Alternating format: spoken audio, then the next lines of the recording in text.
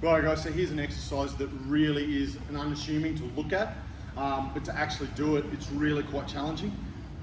Now I love incorporating bands because the reason why I love bands is as you, I suppose, move through the movement of the power stroke of any muscle, so as you're recruiting more muscle fibers, the band opposite opposes that, so it exponentially raises the amount of force generated in the opposite direction to as you're recruiting more muscle fibers.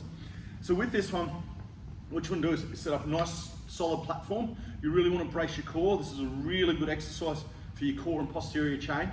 Yeah, and you're tucking your elbow in nice and tight. You're bringing your hand dead middle. It's also really good if you can set up with the tiles, if they've got lines, to really concentrate on making sure you're doing a nice straight press. I'm sort of standing a bit sideways towards you so I can face the camera. So what you want to do is load up.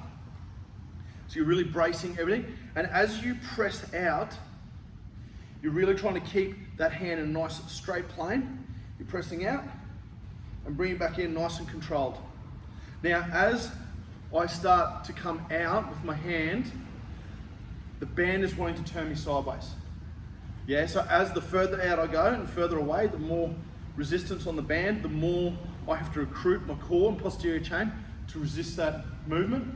But also what's happening is as my arm goes out, it's not only happening here, it's also happening in my anterior delt, through my bicep, but also through my chest. And a lot of it is coming through my chest. And as the further I go out, the more that chest is being recruited to stop my arm from turning sideways. Yeah? So what it looks like in full motion is basically you're pressing nice and straight, and really the chest is really on fire, and bring it back. Out and back. So if you do single isolation muscle groups a day, I don't train that way, but a lot of people do.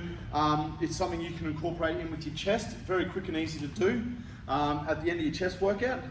But I like to bring it in my workouts as sort of an auxiliary exercise, in with some compound movements.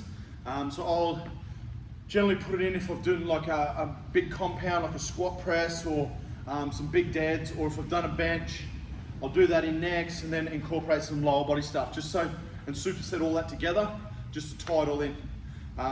In one of the next videos, I might bring what an entire workout sort of looks like. Some of the 30-minute interval stuff that we've been doing, I like to incorporate that at least 3 times a week, maybe even 4. And I like to do some major strength and conditioning training at least 3 to 4 times a week. Yeah, so sort of incorporate that, train about 7 to 8 times a week. So to bring that all together.